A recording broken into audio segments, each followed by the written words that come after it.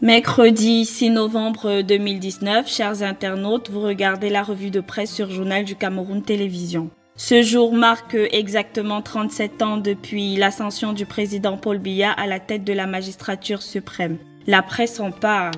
Pour le quotidien national bilingue Cameroun Tribune, l'objectif n'a pas changé. Le décollage économique et la prospérité du Cameroun restent, selon le journal, la préoccupation majeure du président de la République, Paul Biya. Cet événement qui coïncide avec l'an 1 du septennat des grandes opportunités donne l'occasion à la rédaction de Cameroun Tribune de se pencher sur les avancées enregistrées en dépit d'un contexte politique, socio-économique et sécuritaire pas favorable. Lire les détails dans le dossier spécial que vous propose Cameroun Tribune de la page 2 à 19 de son édition parue ce mercredi 6 novembre 2019. Et justement, parlant de ce septennat, le quotidien Mutation fait le bilan un an après.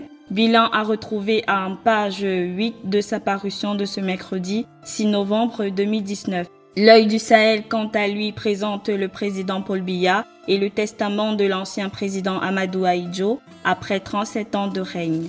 Le grand dialogue national est terminé depuis un peu plus d'un mois. La presse en parle encore. Diapason, dans son numéro de ce mercredi 6 novembre 2019, se pose la question de savoir à qui profite le flou ou encore le silence qui persiste après la tenue de cet événement historique. Le journal indique que depuis sa tenue du 30 septembre au 4 octobre dernier, aucune orientation n'a été donnée sur les propositions faites. Rien n'a filtré sur l'accord d'un statut spécial aux régions anglophones, conformément à l'article 62, alinéa 2 de la Constitution, et ajouté à cela dans le nord-ouest et le sud-ouest, le journal renseigne que les déplacements des populations, les enlèvements, les assassinats et les tueries demeurent des exercices favoris pour les Ambazoniens. Les détails en page 3. Excès de cabale, laissez Betty Assomo travailler en paix.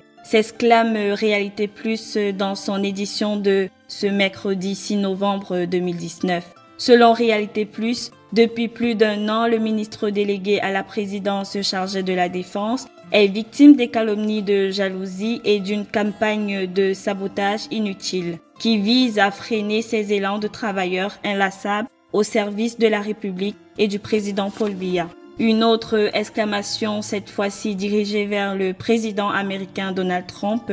Réalité Plus d'un ton sérieux écrit, je cite, « Monsieur Donald Trump, le Cameroun n'est pas une préfecture des États-Unis », faisant référence à l'exclusion du Cameroun de l'AGOA. Selon Réalité Plus, cette décision de Donald Trump est motivée par sa traditionnelle intention de dominer les autres présidents. Le journal indique qu'il reproche au Cameroun de violer les droits de l'homme, alors que les États-Unis d'Amérique hébergent des centaines de criminels qui alimentent les terroristes dans les deux régions anglaises du Cameroun.